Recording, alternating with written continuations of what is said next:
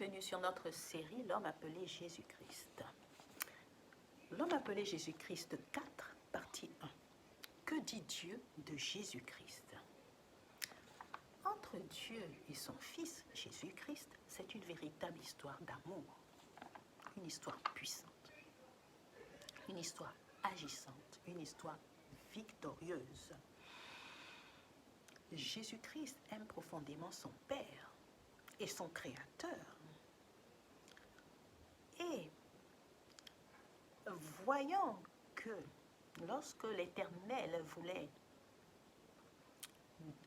demander à ce que un des hôtes des cieux voulait envoyer quelqu'un sur la terre pour faire ce sacrifice de racheter les hommes, cette mission si délicate et si difficile qui implique un don de soi total et surtout pour l'humanité, hein, c'est pas pour assister une personne ou deux personnes, c'est pour assister toute l'humanité. Cela nécessite une très grande pureté. Et il y a aussi le fait que les anges ne voulaient pas vraiment faire cette mission. Pourquoi? Parce que les anges, ils sont un peu déçus de l'homme, du comportement des hommes, et ils ne comprennent pas pourquoi Dieu aime autant l'homme. Et à cette époque-là, ils attendent seulement le feu vert que Dieu leur donne pour en finir avec l'homme et que l'homme arrête de perturber la création. Donc, il ne s'est trouvé personne. Et Jésus-Christ a dit à son Père, « Moi, chéri. » Et Dieu a accepté. Il faut bien se rappeler que Jésus-Christ et Dieu sont unis déjà avant que le Verbe ne prenne chair. Ils sont sur le trône. Et autour, il y a les quatre êtres vivants, il y a tous les anges, les 24 vieillards, du trône sortent des éclairs. Vous pouvez lire tous ces passages dans la Bible. Donc, l'Éternel fait confiance à Jésus-Christ, à son Fils, puisqu'il l'a engendré, parce qu'il se dit que il y a peu de chances que Jésus-Christ vienne sur la terre pour se pervertir comme les autres anges, etc. Il sera fidèle à sa mission. Il ne succombera à aucune tentation. Et c'est bien ce qui s'est passé. Il a vaincu en clouant le mal sur la croix. Donc, donc nous pouvons donc lire Ésaïe 6, versets 8 à 10, et également Marc 4, 10 à 13. Jésus-Christ lui-même dit qu'il parle en parabole parce que il vient pour racheter les hommes, mais pour les pervers, les méchants, les anges déchus, etc., qui sont incarnés, bien entendu.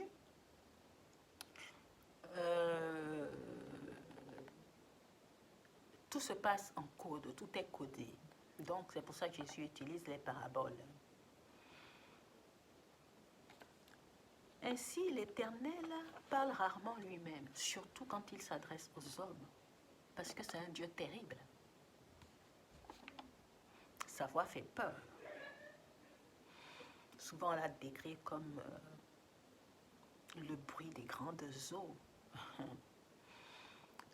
Et l'homme a peur, la chair a peur.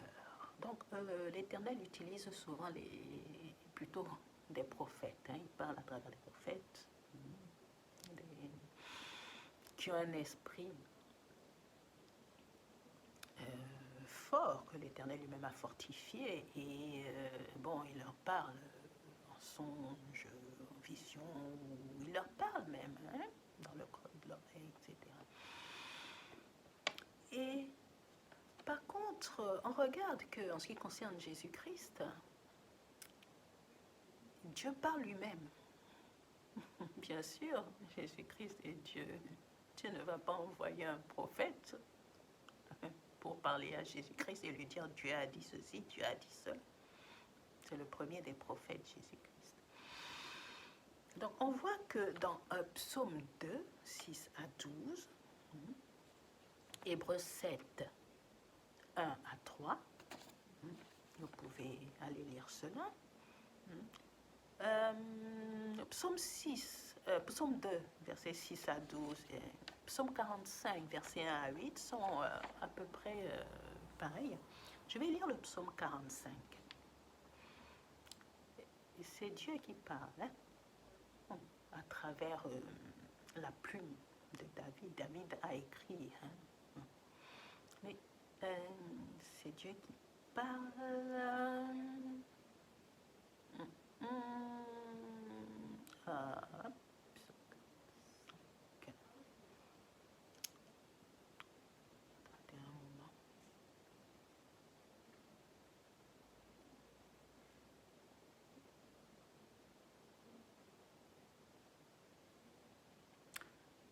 Moment.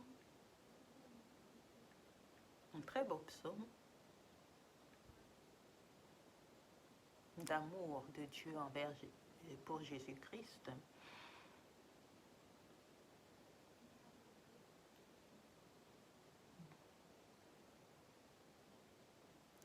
Des paroles pleines de charme bouillonnent dans mon cœur. Je dis, mon œuvre est pour le roi. Que ma langue soit comme la plume d'un habile écrivain. Tu es le plus beau des fils de l'homme. La grâce est répandue sur tes lèvres. C'est pourquoi ton Dieu t'a béni pour toujours. Vaillant guerrier, ceins ton épée, ta parure et ta gloire, oui, ta gloire, sois vainqueur. Monte sur ton char, défends la vérité, la douceur et la justice, et que ta droite se signale par de merveilleux exploits. Tes flèches sont aiguës, des peuples tomberont sous toi. Elles perceront le cœur des ennemis du roi. Ton trône, ô Dieu, est pour toujours. Le sceptre de ton règne est un sceptre d'équité. Tu aimes la justice et tu hais la méchanceté. C'est pourquoi, ô Dieu, ton Dieu t'a oint d'une huile de joie, par privilège sur tes collègues, les prophètes.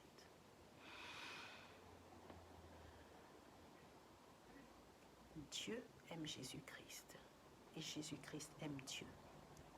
Et au moment du baptême, on voit aussi que Dieu parle directement à Jésus-Christ. Et cette fois-ci, devant témoins. Après son baptême, il y a le Saint-Esprit que l'Éternel fait descendre sur Jésus-Christ en lui disant « Tu es mon fils, aujourd'hui je t'ai engendré. » Ou encore « Tu es mon fils, en qui j'ai pris plaisir. » Ça dépend un petit peu des versions.